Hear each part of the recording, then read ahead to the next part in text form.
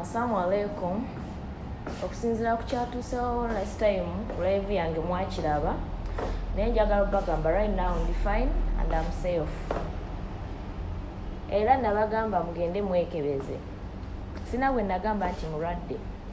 Naye nina ekibuuzo kyange kimu. Era njagala waveeyo abanene mu ggwanga babiri bokka be baba bakiddamu. Okinabalema okuddamu oba ne bakiddamu obubi nga nkirekera aba commenters. Ekibuuzo kyange kigamba listi y'abalya njite mponye abalala oba njireke nabo balwaze abaana bammwe? Simple question. Listi etiibwe oba erekebwe? Tukume ekitiibwa, tugireke tukume ekitiibwa. Mwe byonna mugenda kubikola, mugenda kuyomba, mugenda kulwana, mugenda kwewozaako ku social media, naye Brad nkubuulira guluma yaguzza. Tekigenda kujjawo nti mulina okwekebeza. Nze nkubuulira Kajoni, ogenda tula kubuuliribwo ng'oli wekkaawo, teri gw'oyogera naye, wogenda omanya nti olina ogenda weekebeze. Ngenda kuta audio zonna voice notes ogamba tewakuba amatooke, ngenda zita tulabe nga wakuba amatooke.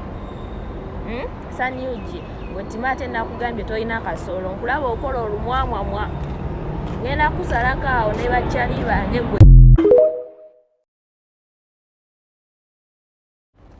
Amanya gange nze Makilin Juliet Nakalema, abasinga mumanyi ng'owabanoonya. Nakava kati mu ddwaliro, enziza okwetondera ensi n'okugigamba amazima agabadde emabega wa vidiyo zange, naye nga sinaba bagamba ebyo. Njagala otegeeza abantu bano wammanga mugende mwekebeze ng'obudde bukyali. We muba balamu alhamdulillah, we muba balwadde mutandike eddagala ng'obudde bukyali. Kubanza esobola mulamu bwakumira biweke. Era abantu bano wammanga ensi beemanyiko bokka benja okwogera. Kajoni omutoolo, maneja mutaawe owa Maulana Rain, Sanyugi ne Timo n'abalala mwenna besimanyi besijjukira, abaali banneebaseeko abaali bankubyeko amatooke. Mbasaba mwekebeze ng'obudde bukyali era munansonyiwa. Essaawa ensi ngigamba amazima, kubanza nsigaze ebbanga ttono nnyo.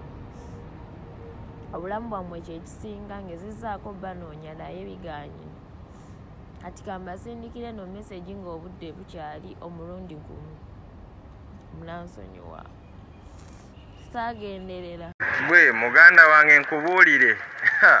Kawala Kamakilini kye kaatukoze boyi. Ayayayaya. Nze nnaku ssatu sigenda ku mulimu. Kitegeera sikyanaaba. Simanyi sibitegeera, simanyi kikigenda mu maaso mu bulamu bwange. Muganda wange kawalako twali nako eno ddiba. Alex yakola ensobi n'aleeta akaana ako. Yakaleeta akaana ako mu ruumu yaffe. Twalimu abalenzi nga 5. Nga bw'obimanyi muganda wange, akawala nga kajagujagu, nga kazannye eno kazannye eno. Kati ffe we twakizuula ne tugana naffe owaaye tukole ki? Katukazannye. Naye muganda wange si byangu. Ayaya.